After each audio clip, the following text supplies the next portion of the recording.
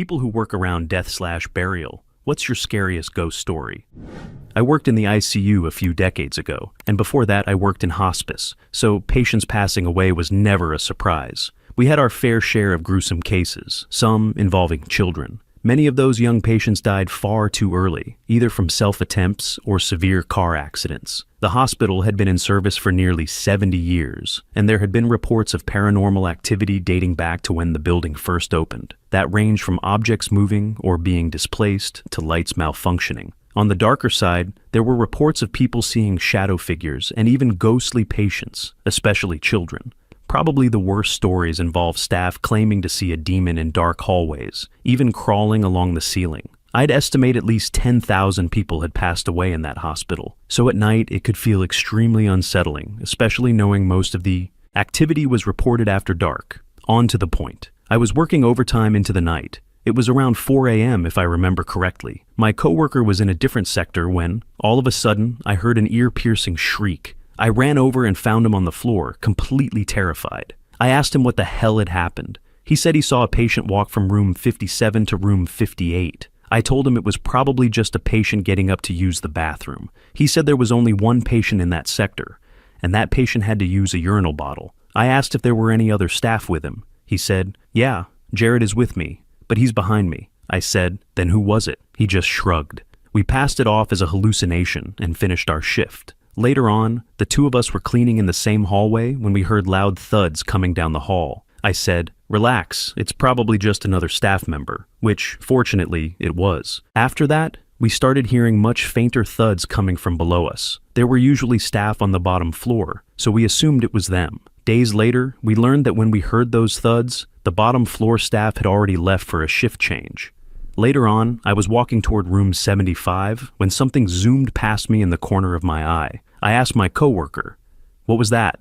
"What was what?" he asked. "The little shadow that just went past us," I said. "Stop saying random shit to scare me, it's not funny," he replied. Almost immediately after that, we heard a door slam shut. At that point, we were both getting freaked out. I called out to Jared, but he didn't respond. We later found out Jared had gone down to the bottom floor. Then another door slammed. That's when we saw something I still can't describe. It looked like a blob of darkness coming straight at us. It moved fast and let out a ghastly moan. We ran for our lives. When we reached the end of the sector, we stopped and looked back. There was nothing. No sign of anything having chased us. We stared down the hallway into the darkness and saw nothing but inky black. Whatever had followed us was gone. After that, the next 2 hours were uneventful, until a massive crash came from a different sector on our floor. All the staff rushed toward the noise and found that a large piece of equipment had fallen to the ground.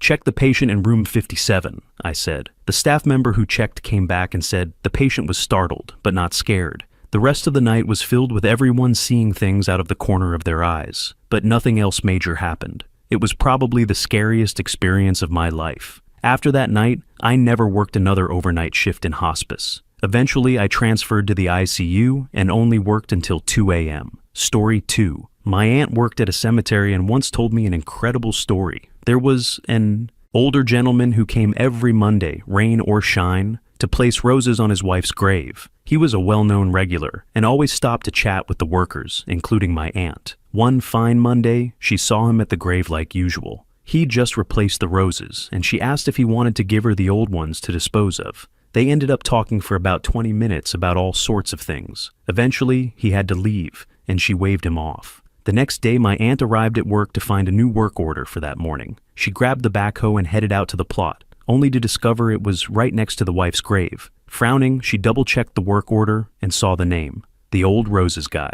She dug the grave, got it ready for the service, and later that morning, the funeral home arrived to inter him. She walked up to the funeral director in charge. After a while, you get to know everyone, and asked, why the rush to bury the old chap? The mortuary worker frowned. What do you mean, why the rush? Well, she said, he was here yesterday putting roses on his wife's grave. What happened to him? The mortuary worker hesitated. He died on Thursday last week. She shook her head. No, he was here yesterday, she said, pointing at the fresh roses on his wife's grave. Looking down at the flowers, the mortuary worker asked cautiously, You sure it was him? Her shivers began to show.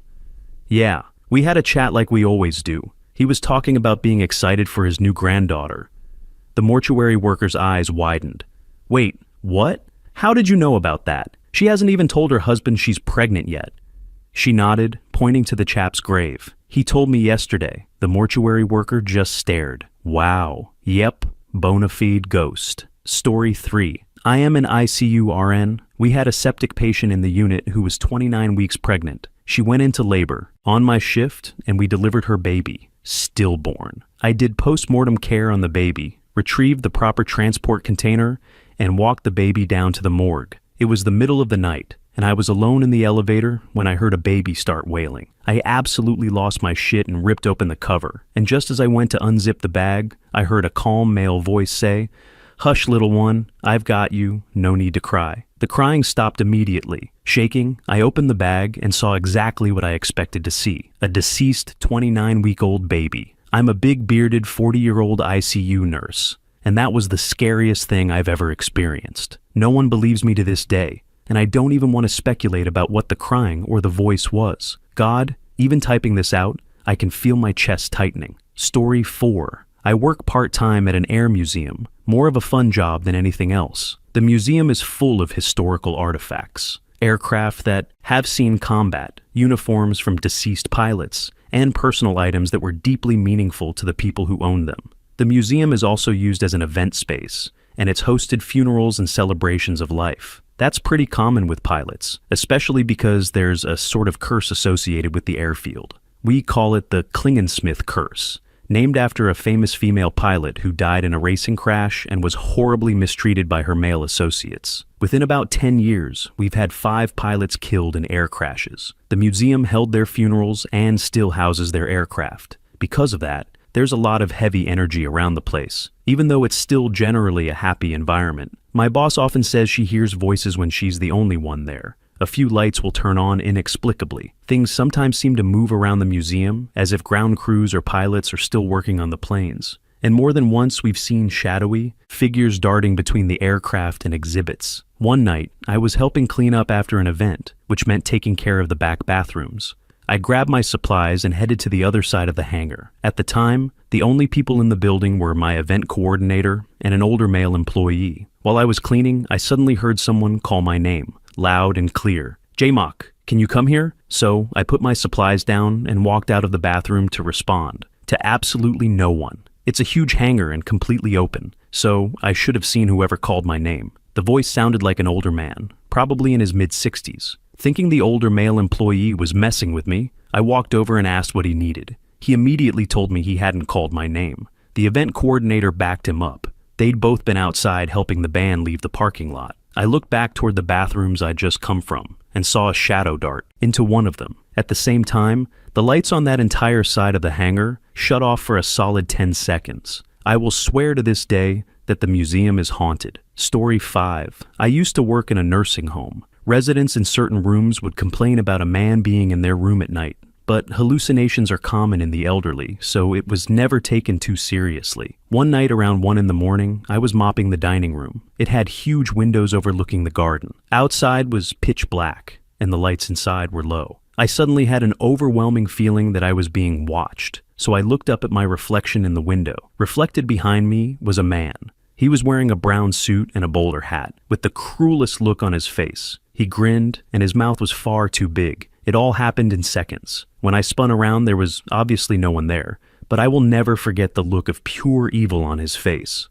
After that, I paid much closer attention to what the residents were saying. Every single one of them described the same man. He didn't hurt anyone. He just seemed to enjoy terrorizing people. Story 6. I used to work as a security guard at a hospital. One night, while doing my rounds, I went into the surgery wing and walked down a hallway. I saw a doctor standing there, staring at the whiteboard where all the scheduled surgeries are written. I said, "Hello, doctor," and kept walking. He didn't respond, just kept studying the board. When I got back to the security office, I mentioned it to one of the guys who'd worked there for years. I joked about how I greeted a doctor, and he didn't even acknowledge me, and asked if that was the asshole everyone warned me about. He asked where I'd seen him, and I said the surgery ward. He smirked. He told me the surgery wing closes at 9 p.m., and by then, all patients are moved to the monitoring wards. There shouldn't have been anyone there. He asked if the doctor had been looking at the schedule board. I said yes. That's when he told me I just met Dr. Louis Seedy. Apparently, many years ago,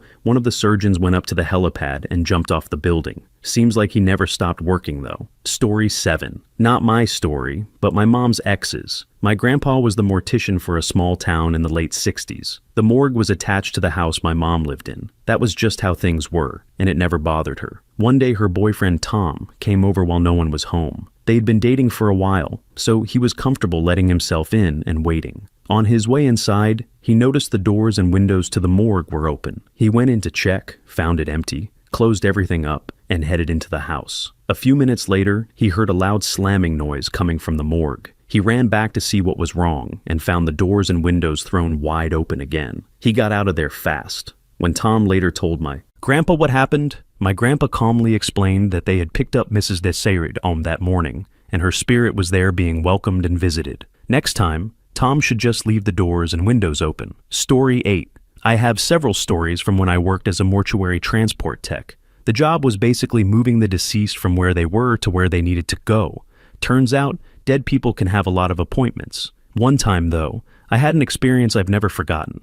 I was dropping someone off at a science donation facility, where you donate your body to science and they take it from there. I wheeled the deceased inside, unlocked the freezer, and did everything I needed to do. I placed him on the board, got the lift out, and moved him onto a shelf. The interesting thing about that freezer was that most of what was inside, once processed, was wrapped in this blue tape-like material. You could very clearly tell what was inside: legs, hands, feet, and so on. It was oddly interesting to me at the time. I shut the freezer, locked it back up, and started wheeling the gurney back toward the garage door. The science drop-off and processing area was shaped like a big L, with the freezer along the long section. You'd turn the corner, and there were desks, filing cabinets, and similar office stuff. I about had a heart attack when I turned the corner and saw a guy standing there, examining files in a filing cabinet. He looked like anyone you'd see on the street, dressed normally, but completely out of place for that area. I stopped and told him he almost gave me a heart attack. He didn't react at all, like he hadn't heard me or even noticed I was there. I should mention this was around 1 a.m., and I'd never seen anyone there that late. I said, "Sorry if I startled you," and went back to finishing up my work. I got the gurney back into the van and closed and locked the large garage door from the inside. The whole time, the guy just stood there, staring at an open file, paying no attention to me. I needed to use the bathroom, so I told him that's where I was going and that I'd be right back. Again, no response. I figured maybe he was deaf. I went to the bathroom, then came back, and he was gone. But the filing cabinet was still open. I hadn't heard anyone walk past the bathroom, and I had no idea where he went. I checked to make sure everything I was responsible for was still locked, and it was. I announced out loud that I was leaving and locking up to set the alarm. No response. So I did exactly that and left. I don't know who he was or what happened, but it was definitely strange, and something I still remember clearly. I have a few other memories from that job, if anyone wants to hear them, though nothing else like that. Story 9. I used to work at a cemetery in San Diego. People would run into my workplace all the time, completely freaked out because they thought they'd seen something. These people were clients, park visitors, and even other workers, all different kinds of people, but they all told the same story. It was always the same ghost or person, the same feeling of something approaching you, staring you in the face, the same sensation when it touched you, icy cold, wrapping around you, making it hard to breathe, with that freezing feeling passing straight through your body. What's really wild is that every single story came from the exact same hallway in the same building, always the same spot. It blows my mind that there are so many people out there making shows and videos about catching ghosts, and hardly anything ever shows up. Yet this one exact place in San Diego is genuinely terrifying, and I've never once seen anyone make a video about it. Story 10. I've never worked around death or burial, but I used to live in a neighborhood in Dover, Delaware. In that neighborhood, there was a funeral home and a cemetery close by. Outside the funeral home stood a dog statue, likely meant to invoke protection, possibly Anubis. I knew the owner at the time was a pagan who worshipped the Egyptian gods. The neighborhood was also within walking distance of a YMCA, and the lot with the statue was a direct shortcut to it. Fast forward to a summer night after my junior year of high school. I had just finished an evening workout and swim at the Y and was walking home.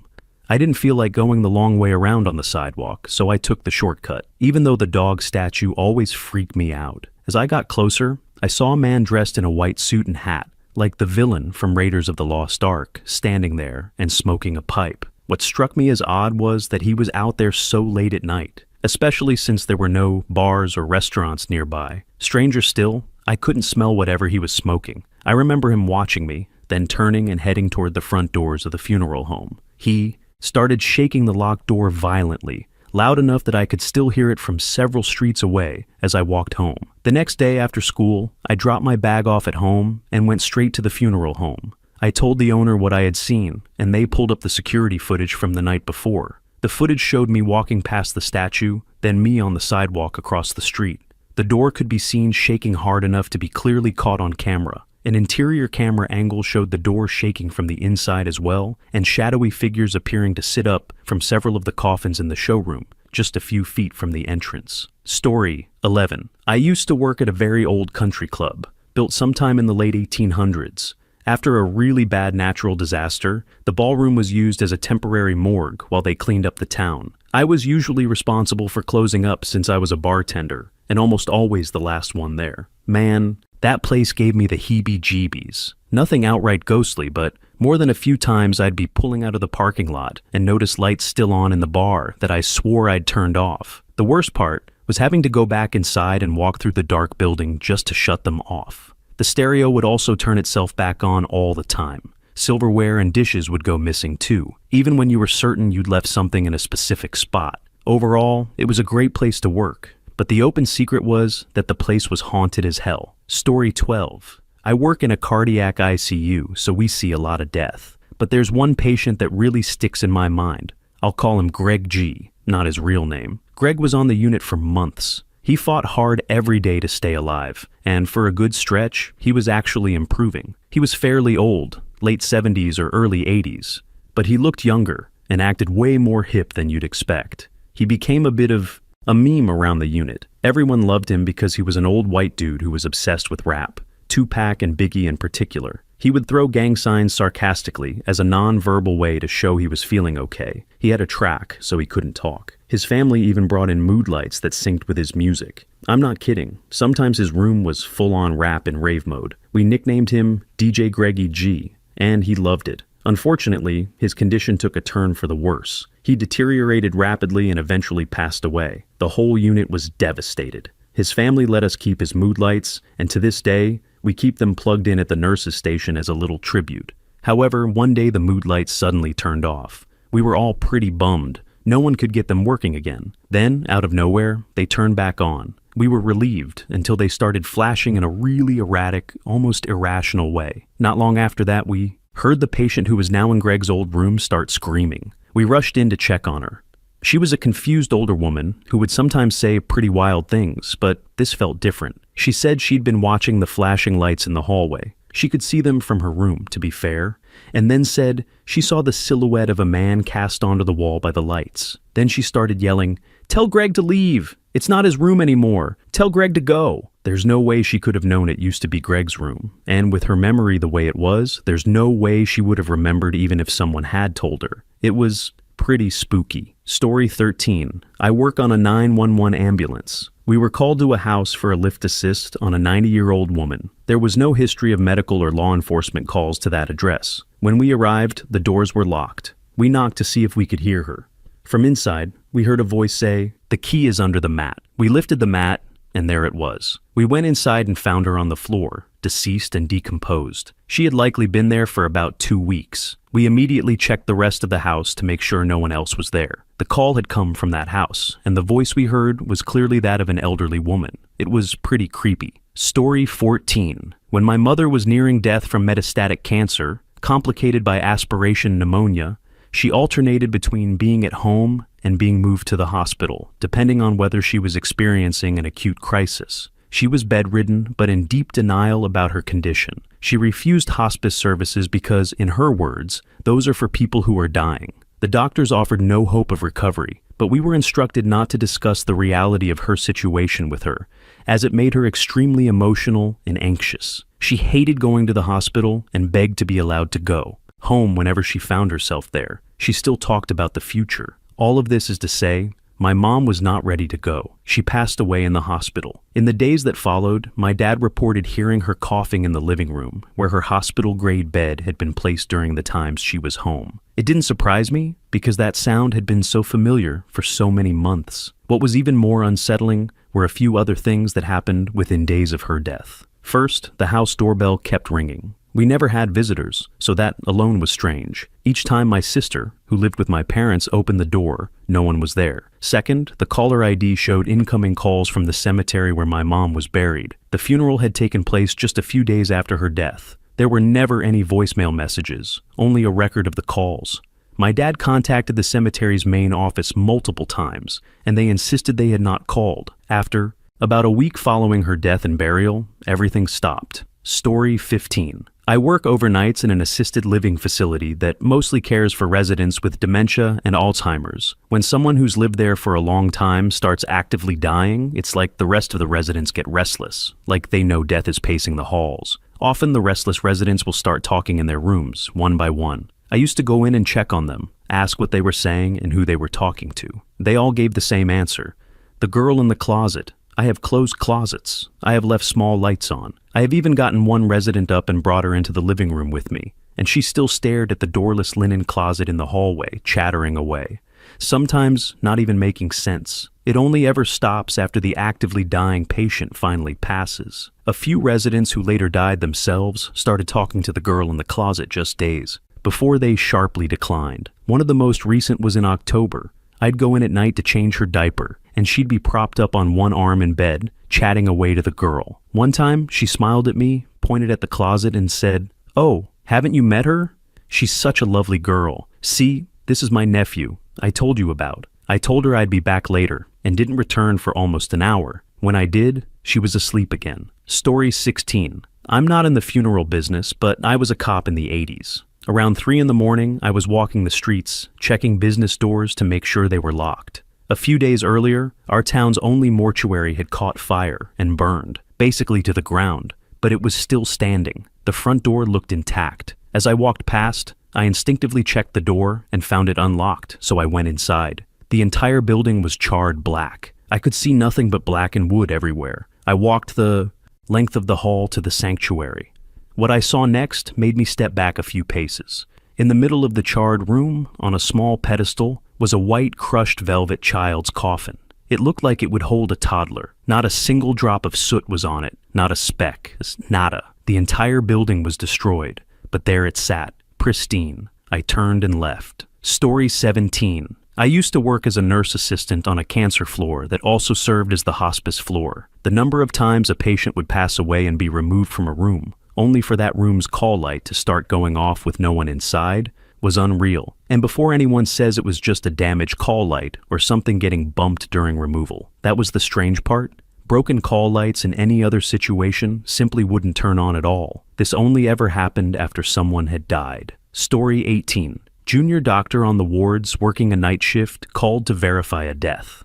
I entered the private bay. It was grim and slightly gloomy. The patient was an old man, lying there peacefully. I started my checks, stethoscope out. No signs of respiration, no heart sounds. I rubbed the sternum to check for a response. Nothing. Time to get closer and check the CNS for any signs of life. I lifted his eyelids and reached for my pen torch, leaning in closer to the patient. That's when it happened. The patient suddenly lurched forward, his face inches from mine. I screamed. The nurses rushed in, asking what happened, why I'd made that noise, and why I was so pale. I looked like I'd seen a ghost. That's when I realized what had happened. I'd leaned in too close and brushed my leg against the bed controls, raising the bed. The nurses couldn't stop laughing as they offered to make me a cup of tea. Story 19. I lived at the cemetery where I worked, and I had several weird experiences. The house had an office attached. Next to the kitchen was the office, which led through to another sitting room. One day I was in the kitchen cooking when my dog suddenly got up and started barking at the office doorway.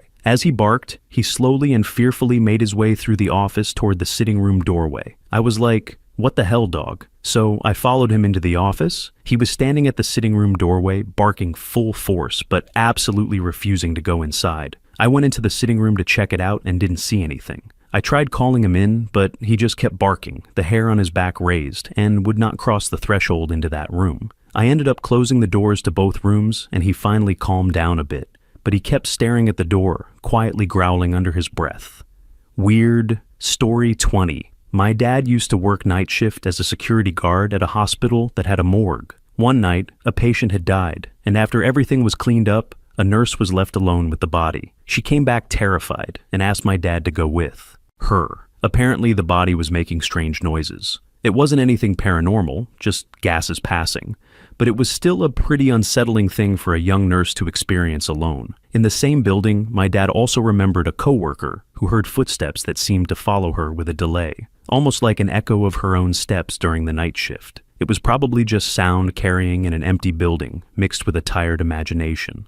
But who knows? Story 21. I'm still skeptical about things like this, but I used to work as a medic in a rural area. One call in particular has always stuck with me. We were transporting a patient who was actively having a heart attack. It took a decent amount of time to reach the hospital, and after working the patient, IV, meds, the usual, I started talking to them to keep them engaged. At one point, the patient started talking to someone else, or at least that's what it looked like. They were staring to my left, answering questions and responding, and I thought maybe they were getting confused. Then they looked at me and said, "You know, he died in here last week, but he said you were so nice." The patient went on to describe a previous patient I'd had, someone who died from a car accident while we were transporting him. My partner and I had been talking to him while he was semi-conscious, but his injuries were too severe for him to survive. It was weird. Story 22. I worked at an old skilled nursing facility that was built in 1888. Originally, it was a place where women would sign over their estates to the facility and live out the rest of their lives there. You have to remember that back then women weren't allowed to own property, so when a spouse or family died, they often had nowhere else to go. The building had been around for over 100 years by the time I started working there. It still stands today, but it's now used as executive offices. The owners built a newer facility just down the street. At the time, I was a CNA. Women passed away there regularly, as people do in old age. But before dying, residents in one particular wing would start complaining about hearing children playing about a week beforehand. Always the same two, a boy and a girl dressed in what they called church clothes. Then the person who was dying would tell staff things like, "I saw the doctor," or "the man with the satchel came to see me." Every single one of them said some version of this. After that, they would say, "I'm ready to go now," and they would pass away within 2 days. When someone died, staff would see a woman dressed in early century clothing, wearing lace-up boots and carrying white towels over her arm. She would walk into the room where the patient was. That's how we knew someone had died. I miss that building. I miss the ghosts. Story 23. My mother-in-law passed away a few years ago, and my wife and I were at the funeral home one evening, going over arrangements. It was around 6, the sun had already gone down, and most of the staff had left. It felt a little spooky, but I figured that was just in our heads. Before leaving, I went to use the restroom. It had one urinal and one toilet. As soon as I walked in, I heard the toilet flush. I used the urinal, and while I was washing my hands, it struck me as strange that no one had come out of the stall. I nudged the stall door open, and the toilet was empty. I don't know if it was just a coincidence or a ghost relieving itself, but either way, I was the only one in that bathroom. Story 24. My mom, a hospice nurse, was renting a friend's house. The previous owner had been the friend's mother, who had recently passed away. Having worked closely with death and the dying, my mom wasn't scared of ghosts at all. She told me stories about hearing a rocking chair move or newspaper rustling, and said she knew it was her friend's mother. My mom would just say hi and go about her day. When I was about 20, I stayed at my mom's place, and these stories absolutely freaked me out. I warned her that I could never be left alone in the house because I would literally die if I heard anything. One day, we were getting ready to go out. While I was in the bathroom, my mom left the house to start packing the car. I came out of the bathroom and was getting ready when I heard a faint, "Hello, hello," that slowly grew louder. To my absolute horror, an elderly woman then turned the corner into the hallway and started walking toward me. She looked completely real, an old, haggard woman walking straight at me. I completely lost it. I started crying and yelling at her, but she kept coming. I began screaming prayers for protection, and she still didn't go away. I ran into the bedroom and tried to climb out the window, but it was too high to reach. In the middle of my panicked prayers and attempts to escape, I suddenly realized the woman was gone. I was still hysterical, crying and screaming for my mom to come save me, my heart racing. When my mom came back inside, she asked why I was yelling at her friend. It turned out it was her landlord friend, someone I had never met, who had come by to say hello. I was absolutely mortified. Story 25. I witnessed a ghost on home video back in 2001. One of our classmates' parents went on a tour of the Auschwitz camps and was recording video while walking into one of the crematoriums. It was an L-shaped building with only one entrance and exit, with a slightly long walk to get to the crematory furnaces around the corner. They recorded themselves walking in, and you could tell they were the only two people there as they walked down the long hall. They panned the camera over to the furnaces, then turned and panned back once they were in front of them. When the camera panned back, you could see off to the left, where they had been just seconds before, a Nazi, guard in full uniform, complete with the swastika patch on his arm.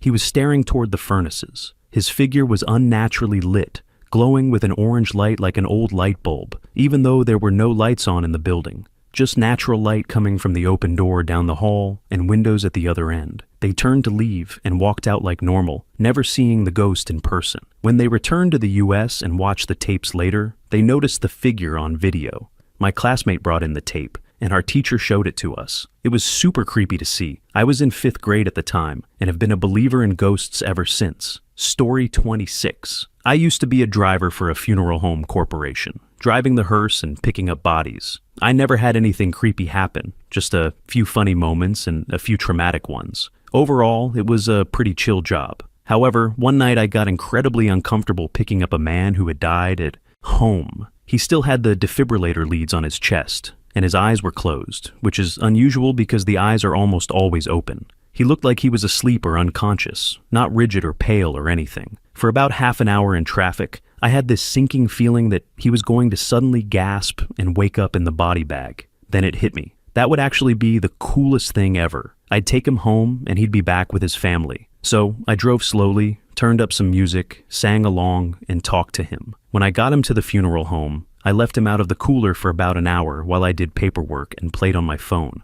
When I got another call, I checked on him, and his limbs had started to stiffen. I was kind of bummed. I put him in the cooler and went on my next call. Story 27. During my apprenticeship, I worked at a funeral home that was said to be haunted by an old funeral director's assistant who'd had a heart attack in the building and died there. Supposedly, all he ever did was mess with the chapel lights. If you called him out, something like, "John, the family is coming, please don't," the lights would go back to normal. I'm not really sure I believe it was actually haunted, but saying something always fixed the issue, so I kept doing it my entire time there. Story 28. I used to work on an oncology ward as a nurse. Our side rooms were reserved for end-of-life patients on palliative care, and one patient we'd been nursing for a good few weeks died early one morning. Last offices had already been done by the night staff, and the patient had been moved to the hospital morgue, so all that remained was to clear the room of personal belongings and tidy up. I sent a student nurse I was mentoring at the time to do this while I got on with the drug round.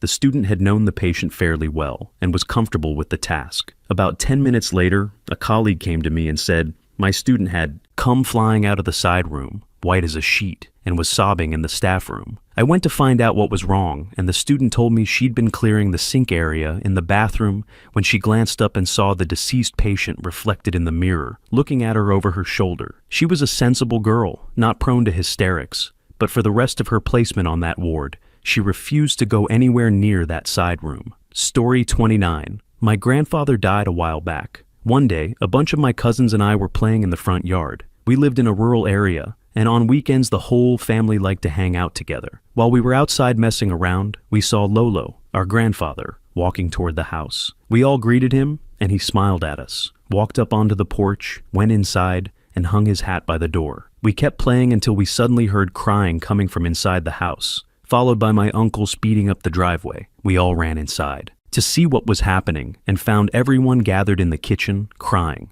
They told us that Lolo had died earlier that morning, and they had just found out. He lived a few towns away. We looked at each other and told the adults that couldn't be right, because we had just seen him come into the house. They didn't believe us, so we told them he had even hung his hat by the door. Everyone rushed over, and sure enough, his hat was hanging exactly where we said it was. He never went anywhere without that hat. My cousins and I ran through the house calling for him, while our parents stood there in silence, clearly shaken. He really had died earlier that morning, and my grandmother hadn't been able to find his hat anywhere in their house. We left the hat where it was, and no one ever touched it. Story 30. My mom used to tell me stories when I was growing up. Her first job out of nursing school was as an RN in the ER of an old hospital in Virginia in the mid-1980s. There was the Man in the Hat and Patient 1, and most of the nurses had stories about both. The Man in the Hat would appear after visiting hours and stand outside patient rooms. Patients he showed up near often died soon after. Patient 1 was a woman in a very old hospital gown who would walk the halls and then enter random rooms. Those patients usually coded. The nurses took the man as an omen of death and the woman as a warning to grab the crash cart. Story 31. I have a million stories that are more grotesque and gory than this one, but this is the one that really stuck with me. I was working at a mortuary and had to pick up a man from the medical examiner's office. When you do that, at least where I'm from, you get a receipt when they release the body to you. It lists all of the personal belongings that come with the deceased. When I brought him back to the mortuary, I opened the body bag to make sure everything was there and to double check the receipt. The moment I opened it, I was stunned. The guy looked almost exactly like me. He was my age, had similar tattoos in similar places, the same long hair, and even the same style of jewelry I was wearing. It caught me so off guard that I just stood there, having a full-on existential crisis, until the embalmer walked in and said, "Hey, how's it going?"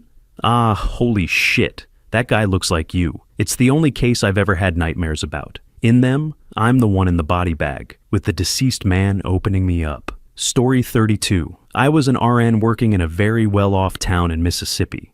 The hospital had 2 ICUs, with the second one acting as an overflow unit on the 3rd floor. There were 7 rooms in that unit, and room 2 was haunted. Multiple nurses had watched something walk into that room, only to find it completely empty with no patient inside. One time, though, there actually was a patient in room 2.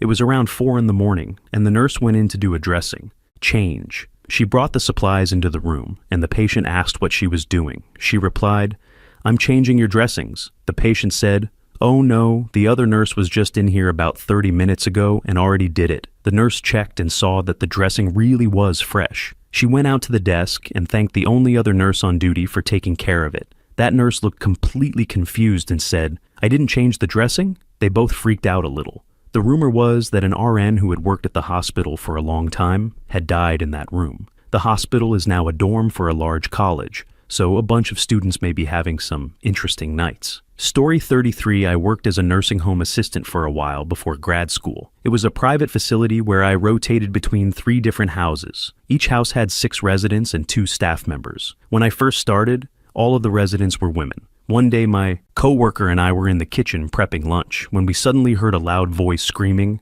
"Help me! Help me!" We exchanged a quick look and immediately split up to check on our residents. No one was in my half of the house, so I went back to the kitchen. My coworker was standing there, wide-eyed and confused. I asked her if she'd heard the voice too, and she said yes, but there was no one on her side either. At the same time, we looked outside and saw all of the residents sitting in the rose garden. That's when we realized the voice had been distinctly male.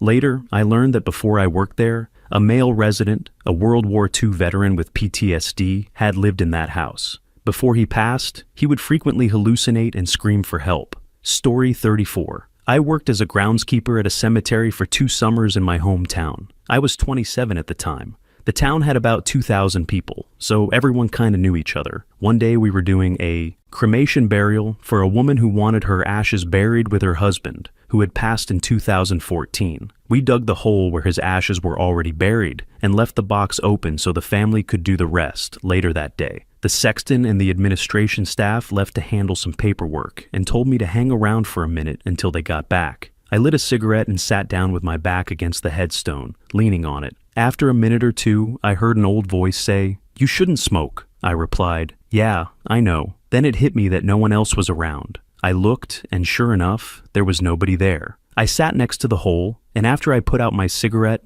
the voice came back and asked, "Are you burying Nora?" I replied, "Yes, sir." His voice immediately shifted from casual to excited. He started telling me how happy he was, that it was finally happening, that he didn't know how long he'd been waiting, but it felt like 1,000 years. I listened to him talk for about 5 minutes. Then the family arrived, and the voice vanished. I ended up tearing up a bit. Happy tears for Mr. Edwards. I left some of my trade beads under the box as a small reunion and parting gift, then told the family everything was ready for them. They saw that I'd been crying and asked if I knew Nora. I just said, only from her husband, and left them to it. Later that week, I was weed-eating around the headstones and stopped by the Edwards marker. For a brief moment, I heard laughter. A man's and a woman's, like a calm wind right by my ear. Then, there was nothing but silence. I have a few more stories, but this one lives in my heart, rent-free. Story 35. I work in a hospital lab, and after hours I was dropping off several limbs to the morgue. They'd come from the OR to pathology, but pathology was closed. All of it was from one patient, and if path is closed, we store everything in the morgue freezer until testing can be done. We put the arms and legs in the freezer with the bodies. I went in, placed them in the back, and the door swung shut behind me. It doesn't normally lock, but I couldn't get it open. I was completely stuck. The morgue is in a strange part of the hospital. 3 rooms in, down in the basement, connected by a tunnel between 2 buildings. It's a huge freezer, and no one can hear you from inside. I started screaming as loud as I could, trying to get out. The freezer was packed, and in the process, I accidentally bumped into a body. After a few minutes, I managed to get out. The strange part is this. I had a patient I'd taken care of for about 4 months. We talked a lot. At one point, he asked about the morgue, and I told him one of my biggest fears was getting locked inside it. He knew he was dying and was just curious. He died that same day, and he was in the morgue when this happened. I like to think it was him playing a prank on me. Story 36, my wife. And I once caught a Nazi baby ghost. We were U.S. soldiers stationed in Germany, working at a hospital that had originally belonged to the Nazis. The place was full of ghost stories. There were secret passages leading into town, sub-basements, beneath sub-basements, and my duties included histology, autopsies, and time in the morgue. I could tell plenty of stories about that morgue alone. Creepy doesn't even begin to cover it. One of the more disturbing legends was that the Nazis took imperfect babies down into the sub-basements to do what Nazis did. The story went that if you went deep enough, you could still hear the babies crying. One day, we had to go down to one of the deeper levels to clear out a storage room. While we were down there, a wailing noise echoed through the halls. It sounded exactly like a baby crying. No exaggeration. Spot on. We had a master key, so we started investigating. Eventually, we traced the sound to a random room with a small window. There was a pipe leading up to the surface for airflow, and the window was cracked open. When the wind blew just right, it made a wailing sound as it passed through the crack. We closed the window the rest of the way. And that was the end of the Nazi baby ghost. Story 37. I work as a first responder, so I'm in very close proximity to death. I haven't had many ghost encounters on the job, but this feels more like a paranormal or spirit story. I was working overtime with a different crew than my usual one when we were paged to a very bad motor vehicle accident. It involved a truck full of people that had been hit head-on by one of those massive crane trucks. There were multiple fatalities, one of them being a young kid who we had to extricate and perform CPR on. He unfortunately didn't make it and was pronounced on scene. As the scene began to wrap up, 3 patients were transported by ambulance and 1 by air ambulance. We were waiting for the coroner to arrive for the kid who didn't make it. We had placed a sheet over him. Keep in mind, this was a brutally warm summer day with no air movement. Not even a hint of a breeze. Then, myself and the rest of the crew looked over and saw the sheet covering the kid lift several inches into the air, as if his body were pushing it up from underneath. It hovered briefly, then slowly settled back down onto him, almost like air was escaping. To this day, all of us are convinced we witnessed a soul leaving a body. Story 38. I don't work in healthcare, but my mom and several other relatives do. Not counting my mom, the other doctors in my family are very skeptical people. When my grandfather died from cancer and black lung in the 1990s, nearly everyone in my family swore they saw him walking down the hallway in his usual clothes, not a hospital gown, before turning the corner. My uncle was the only one who followed him and managed to catch up just in time to see the elevator doors closing. The elevator was directly across from the nurse's station, so my uncle walked over and asked if they had seen anything. They said no and asked what he thought he saw. He told them he believed a man had just walked into the elevator before the doors closed. They laughed gently and said, "Oh honey, those elevators are messed up. They do that all the time on their own." For the next 20 or so years, most of my family had encounters with my grandfather. My mom's house would frequently fill with an unbearable smell of cigarettes. No one in the house smoked, there were only 3 of us, and we lived in a very remote area with no close neighbors. My grandfather smoked, of course, so we always assumed it was him hanging around.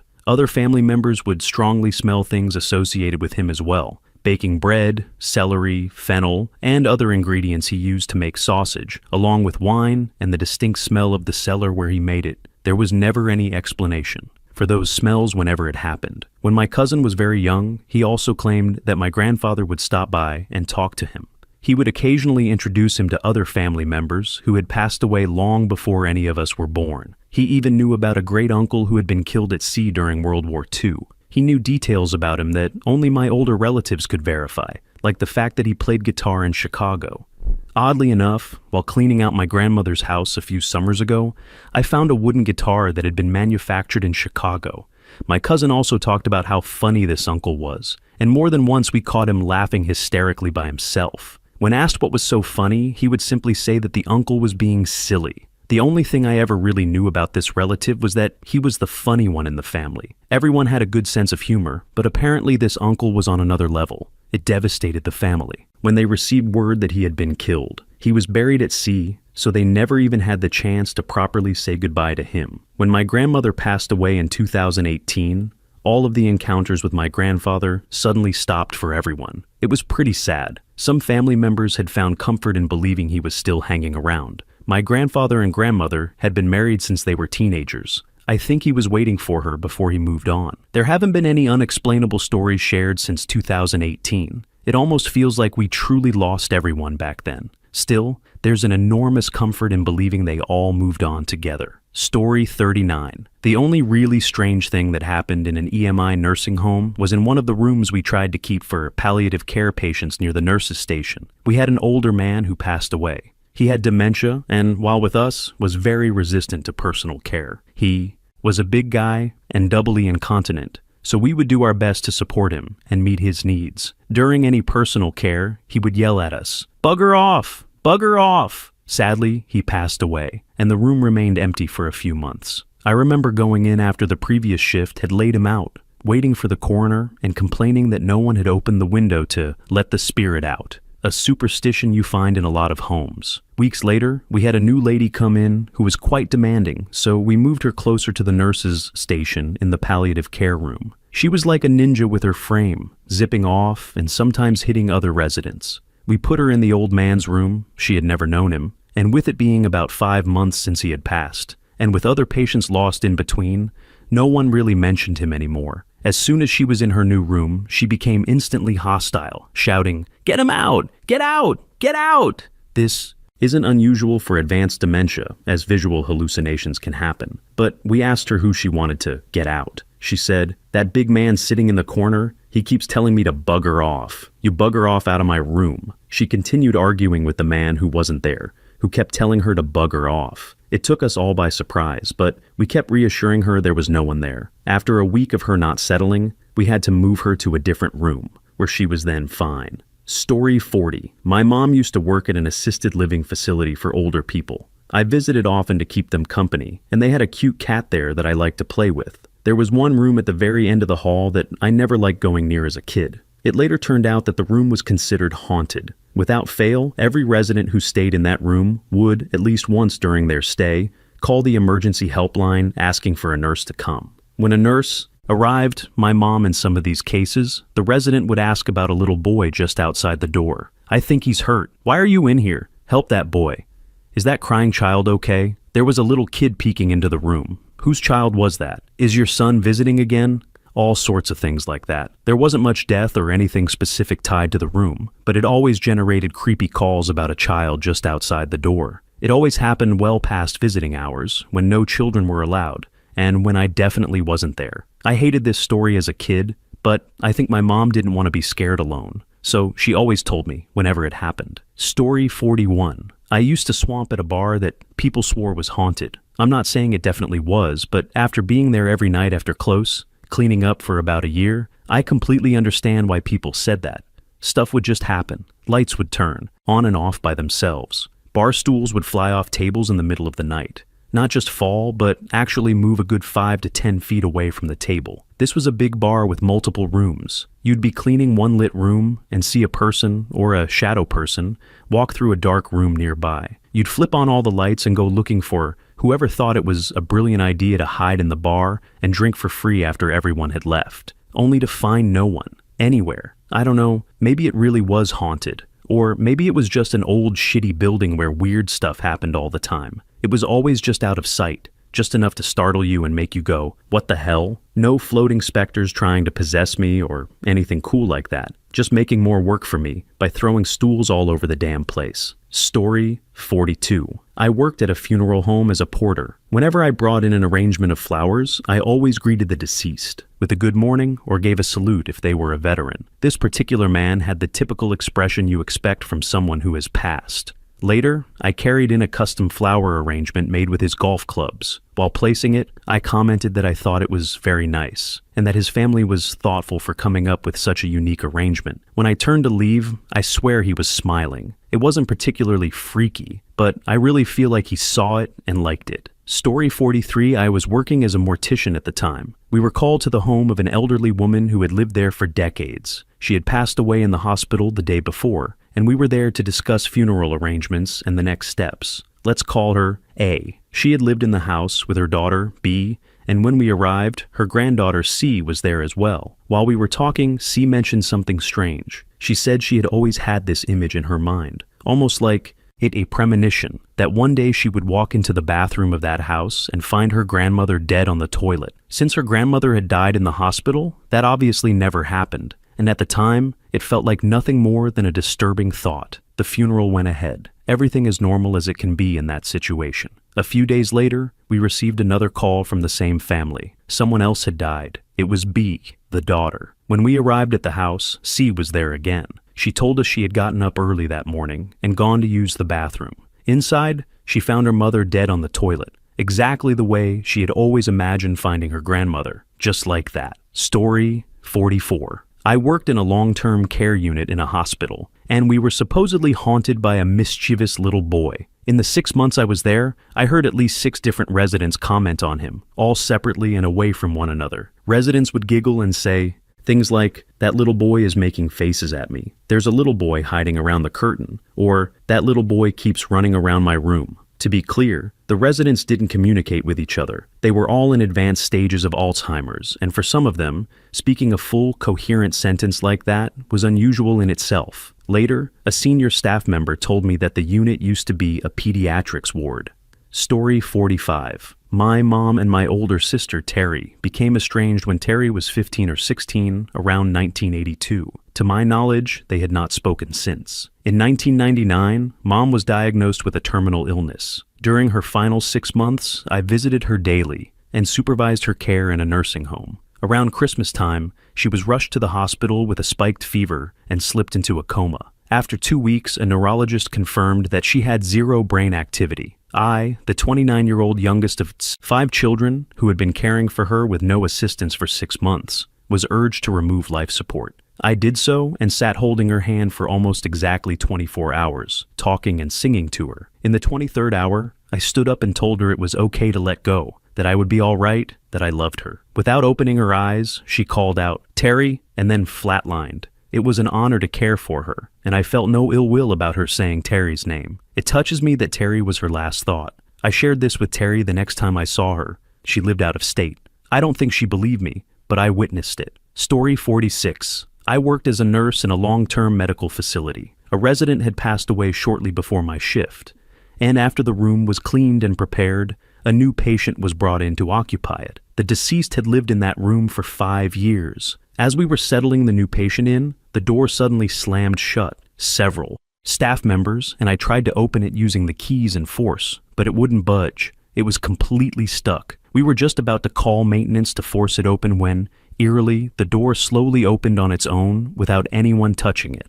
As it opened, a gust of cold air blew over us and the patient. Thankfully, the patient wasn't superstitious and settled into the room without complaint. The rest of us, though, had our hair standing on end for nearly an hour, unsure of what might happen next. Story 47. Not my story, but one of my sisters was a nurse and trained at an old hospital back in the 1980s. While she was on the maternity ward, one of her classmates came running in one day, frantic, saying that a patient in a room far down the hall was in labor, bleeding heavily and begging for help. There was no patient assigned to that room. It was being used for storage only. When they went to check, the room was completely empty. An older nurse explained that it was believed to be the ghost of a young woman who had died in childbirth years earlier. The classmate left immediately after that and never returned. My sister said everyone avoided that room for the rest of their training. Story 48. EOL Doula. Here. My best ghost story isn't really a ghost story, but it kind of is. So many of my clients see loved ones who have already passed coming to walk them through the veil. It's actually really beautiful and reassuring when a dying client greets someone they love. I had one woman who insisted, despite being bedbound for weeks, that she was going shopping with her sister in a couple of days. She was so adamant about it that she became agitated until we got her purse and shoes ready for when her sister arrived. On the last morning, she was verbal. She woke up and said to the empty doorway, "Oh, my sister is here. I told you we were going." Her sister had been gone for years. She passed away later that evening. It happens more often than it doesn't. And it's honestly one of the most comforting parts of my work. Story 49. I used to work for hospice as a nurse's aide, and I spent a lot of time talking with patients. I would often tell families that it can really help to reassure someone who's dying if there's anything weighing on their mind. Promise you'll take care of the roses or the pets. Keep the family recipes safe, or pass them on. Clean out the garage. Talk to Benny about rehab one more time. Make sure the bills get paid. Tell them how you'll treasure their memories and keep telling stories about them whenever the family gets together. Most importantly, let them know it's okay to let go, rather than begging them to never leave, because they love you and they'll try to stay, even when it's hurting them. So many families later told me that those conversations helped, and so many times they would step out of the room and the patient would pass away. Like they were thinking, okay, I can go now. It's not really a ghost story. It's more like how to keep someone from becoming one, by letting them be at peace. I always thought it was kind of beautiful that almost every house I went into was full of grief, but also love. Because of that, being around death never felt scary or awful. Thank you for watching. If you enjoyed this video, be sure to give it a thumbs up, subscribe, and hit the bell icon so you never miss an update.